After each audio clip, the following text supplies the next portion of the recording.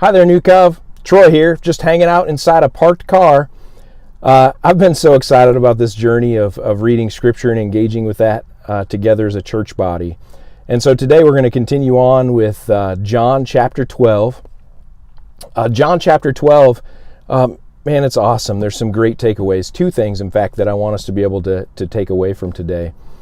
But first, I just need to let you know that the first time that I ever read John chapter 12, it was a really hard thing for me to be able to gather.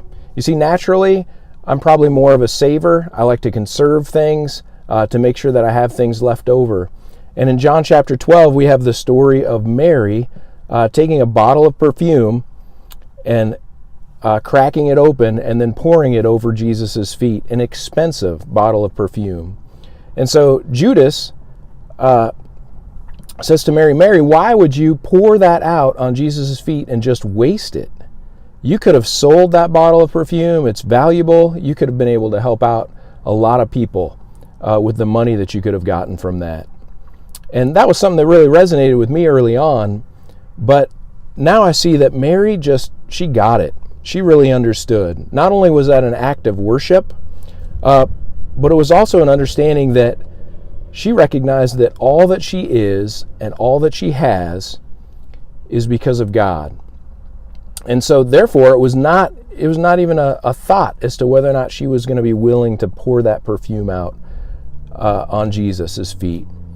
You know, one of the things, as I think about that bottle of perfume, one of the things that was helpful for me to realize is that back then they would contain that pure nard in a bottle. I assume, these days that there'd be a lid, so you'd maybe be able to take off the lid and pour out a little bit on Jesus' feet. But it was an all or nothing deal.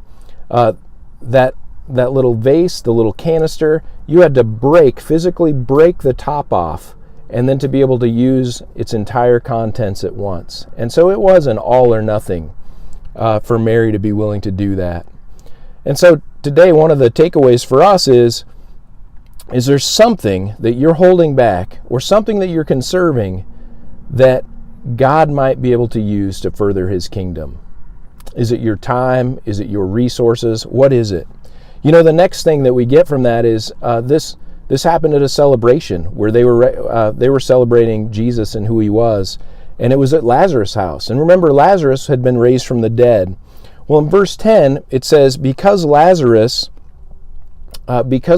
being raised from the dead, many Jews were making their way toward Jesus and then believing in Him.